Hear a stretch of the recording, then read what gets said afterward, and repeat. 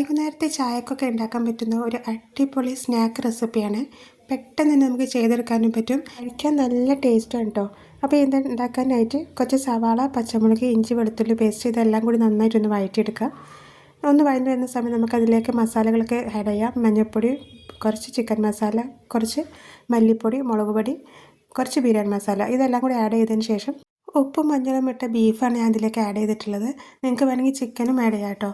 കുറച്ച് മല്ലിയിലയും കൂടി ഇട്ട് വയറ്റിൽ നമ്മൾ ഫില്ലിങ് റെഡിയായി. ഇനി വേറൊരു പാത്രത്തിൽ 2 കപ്പ് മൈദ, 2 മുട്ട, ആവശ്യത്തിന് ഉപ്പ്, കുറച്ച് വെള്ളം ഒഴിച്ച് നന്നായിട്ട് കലക്കി ഒരു ബാറ്റർ ഉണ്ടാക്കിയിട്ട് അതൊരു 10 മിനിറ്റ് ഒന്ന് റെസ്റ്റ് ചെയ്യാൻ വേണ്ടിയിട്ട് വെക്കുക.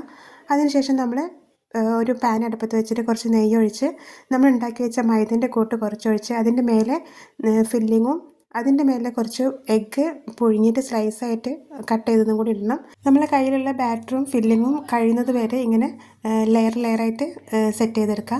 ഇനി അടിയിലൊരു കട്ടിയുള്ള ഒരു പാത്രം വെച്ചിട്ട് അതിൻ്റെ മേലെ നമ്മളിത് മൂടി വെച്ചിട്ട് ഒരു 20 മിനിറ്റ് ലോ ഫ്ലെയിമിൽ നമുക്കിതൊന്ന് വേവിച്ചെടുക്കാം. അതിന് മുമ്പ് ഒരു ടീസ്പൂൺ നെയ്യ് ഇതിൻ്റെ മേലെ ഒന്ന് ഒഴിക്കണേ.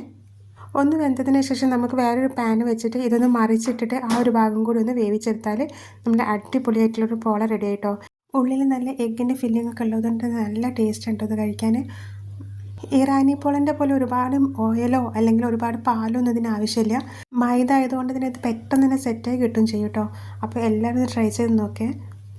എല്ലാ വീഡിയോസിലും പറയുന്നത് പോലെ വീഡിയോ കണ്ട് ഇഷ്ടപ്പെട്ടാൽ എൻ്റെ ചാനലൊന്ന് സബ്സ്ക്രൈബ് ചെയ്യാനും ലൈക്ക് ചെയ്യാനും ഷെയർ ചെയ്യാനും മറക്കരുത് കേട്ടോ.